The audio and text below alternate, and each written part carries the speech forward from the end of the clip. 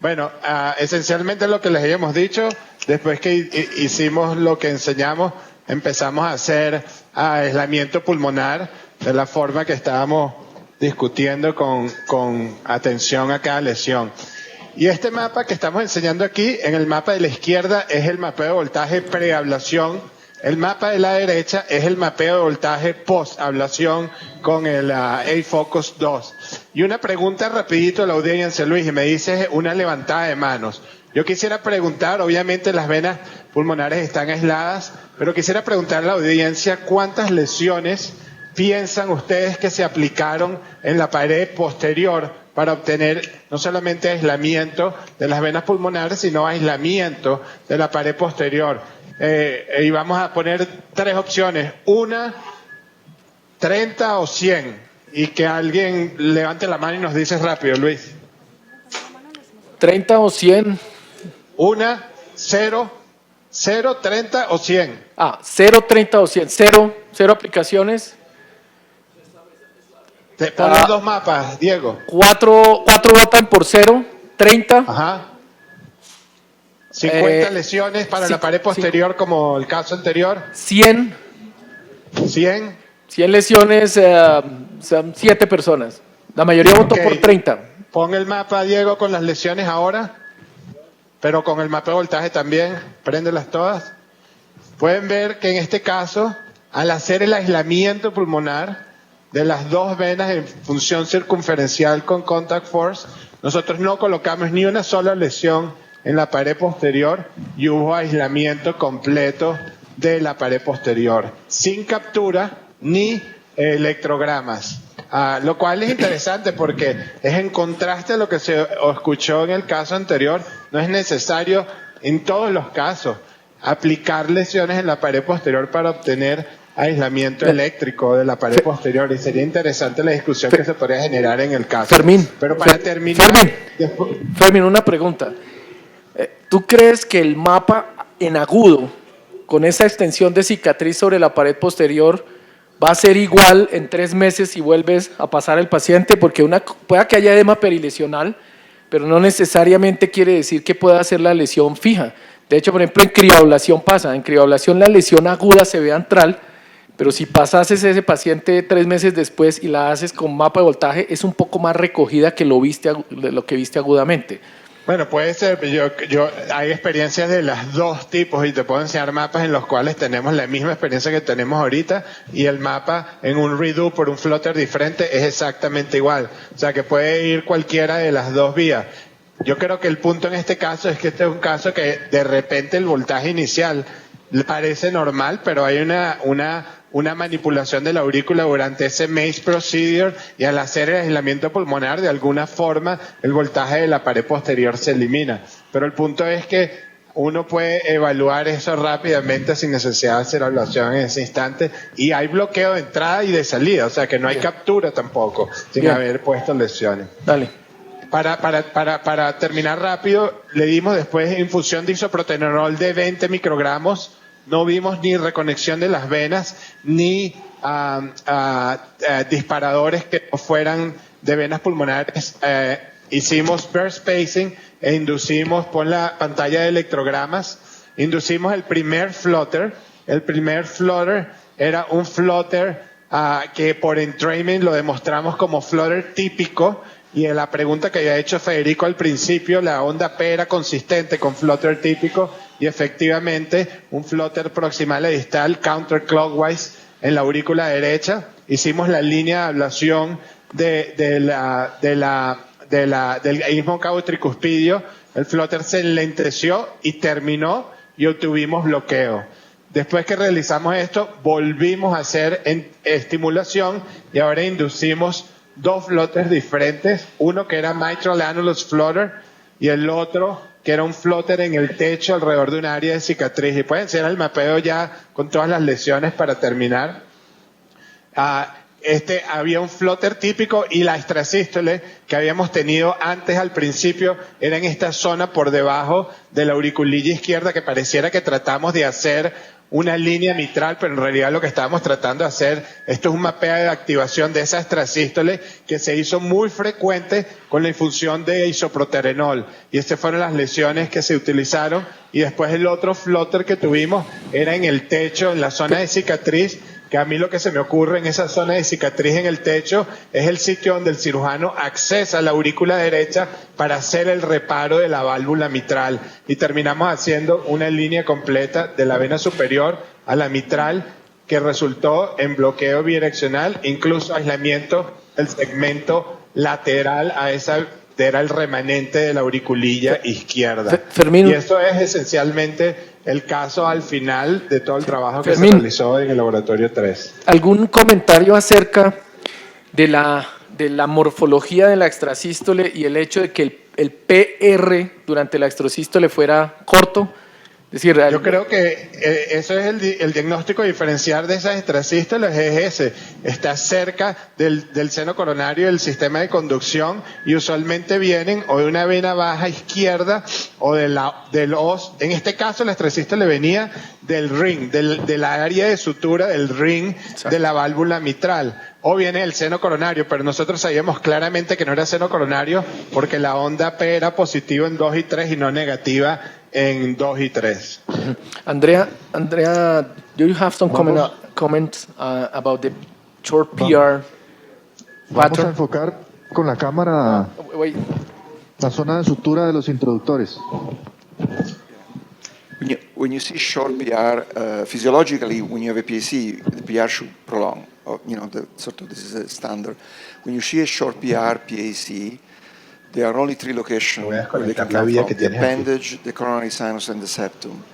The appendage, if you actually look at the recording, the earliest activation from the appendage is much in front of the P wave. It's just the way activation occurs before you have a P wave on the surface ECG that make the PR short. But those are the only 3 locations that can give you a short PR PAC: appendage, yes, and septum. Federico, Luis, listo. We agree with that. I want to close because I think you're in a rush. We want to show the en español, Fermín, en español. The figure of 8 for hemostasis.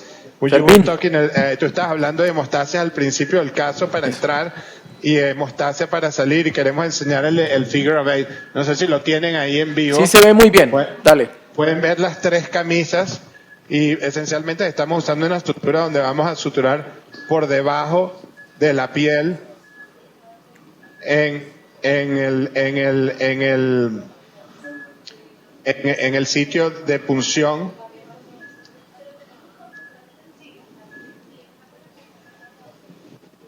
Va de adentro hacia afuera. Después tomamos acá la sutura, la levantamos. Tenemos la otra parte.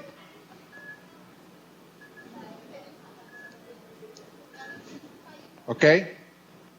Ahora tenemos acá el resultado. Es esencialmente la sutura en 8. Y al retirar los electrodos, los introductores lo pueden ver claramente. Esencialmente, exacto, esa sutura ya acá es inmediatamente hemostática. De hecho, Fermín, aprovecho para hacer unos comentarios. Digamos, los casos de resangrado rápido que nosotros hemos tenido cerrando con sutura han sido casi siempre en pacientes obesos. No sabemos exactamente si es porque la profundidad en la que pasamos el punto no es la suficiente. Al revés, en pacientes muy delgados, si haces muy profundo el punto, pues puedes transfixiar vena o arteria, etc. Entonces, la clave es que si estás puncionando guiado por eco, desde el inicio de la punción, tú sabes a qué profundidad está la vena y si la arteria está montada en la vena, etc. Y usar esa información para hacer la sutura. De hecho, nosotros estamos haciendo sutura antes incluso de que el ACT baje en pacientes sin interrupción de anticoagulante y funciona bastante bien en la inmensa mayoría de los casos. Y en este paciente el ACT estaba todavía por encima de 250 y tiene un INR de 2.5. Exacto. Y la experiencia de nosotros en Filadelfia es lo mismo. El paciente muy obeso es donde ha habido fallidos, Exacto. pero usualmente lo único que hay que hacer es un poquito Más profundo. pero aquí ven inmediatamente el resultado de una de las tres vainas, 2 7 y una, ¿qué tamaño es esto? 10. Sí. 11. De hecho, en pacientes muy obesos, uno podría incluso pasar eventualmente el punto desde el inicio del caso, como hace uno cuando hace Impela, lo dejas con un clip, con una pinza y haces tu caso, pero ya tienes la profundidad media suficiente. Andrea iba a comentar algo. Desinfecta esa vaina. Perdón.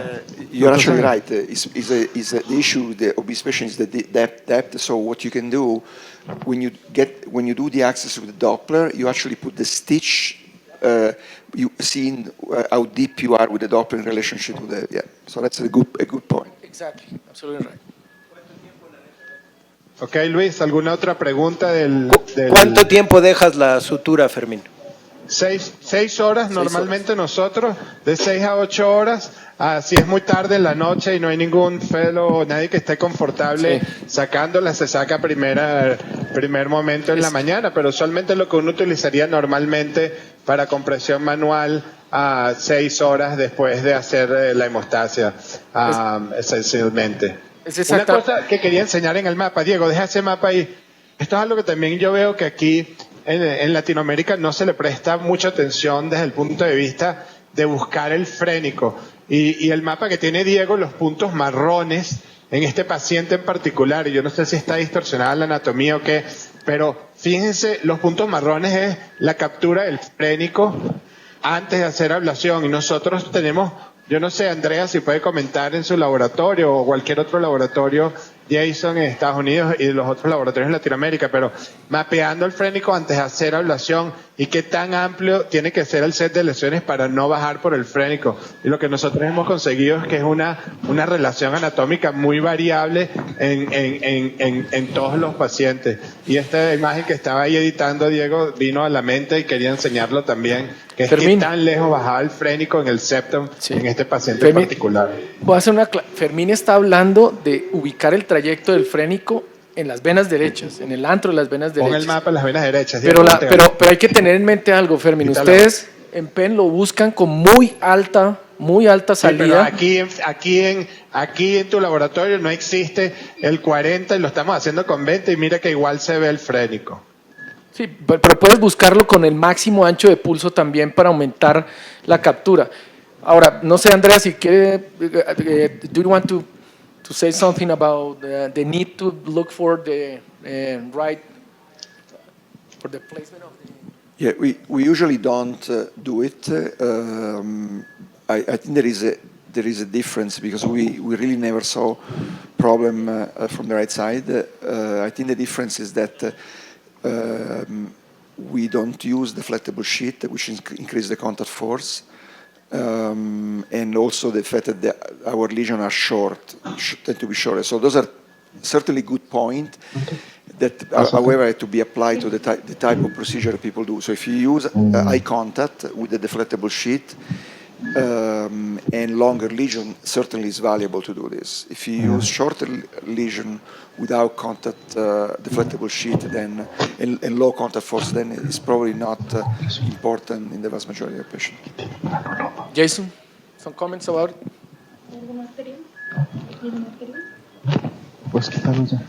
We tend to case at high output from the circular mapping catheter in the right phrenic vein or right veins.